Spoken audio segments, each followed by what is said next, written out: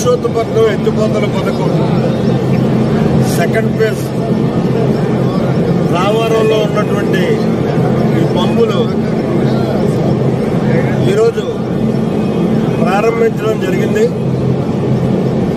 నేను ఎప్పుడూ ఆనవాయితీగా ఎవరు శాసనసభ్యులైతే వాళ్ళు ప్రారంభం చేయడం ఒక ఆనవాయితీగా వస్తుంది. అయితే దురదృష్టం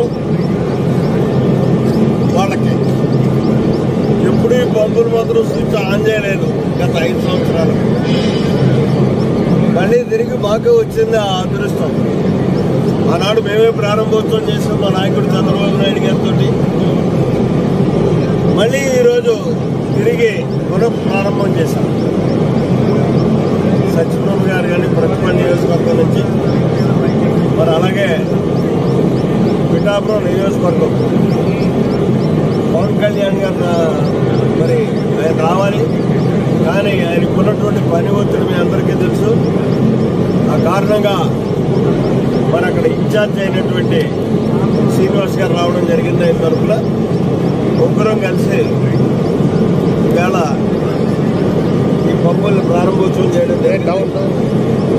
అయితే ప్రస్తుతం ఖరీఫ్ సీజన్ స్టార్ట్ అయ్యి ఋతుపవనాలు బాగా ఉన్నా ఏలేరులో మాత్రం గాలి వచ్చి పైన వర్షం పడక చక్కగా మనకు అందుబాటులో నీరు లేకుండా పోయింది. అయితే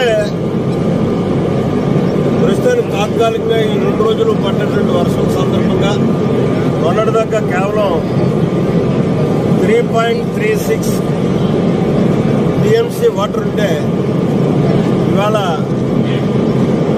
5 టీఎంసీ వరకు కూడా చేరినటువంటి పరిస్థితి ఇన్ఫ్లోస్.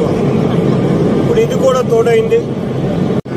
ఎందుకంటే లాస్ట్ వర్షాభావ పరిస్థితులున్న పురుషోత్తపట్నాన్ని గొడవ చేయగా లాస్ట్లో 2 పంపులు రన్ చేసినటువంటి పరిస్థితి. అది విశాఖపట్నం స్టీల్ ప్లాంటు ఇక్కడ మంచినీటి దీనికి ఒత్తిడి కారణంగా నేను ఈరోజు ఏ ఒత్తిడి లేకుండా ముందస్తుగానే ఏట్లో ఉన్నటువంటి రిజర్వేర్లో ఉన్నటువంటి నీటి సామర్థ్యాన్ని లభ్యతను చూసుకుని ముందస్తుగానే నిర్ణయం తీసుకుని పంపులన్నింటినీ సిద్ధం చేసి ఇవాళ వదలడం ప్రారంభించడం జరిగింది.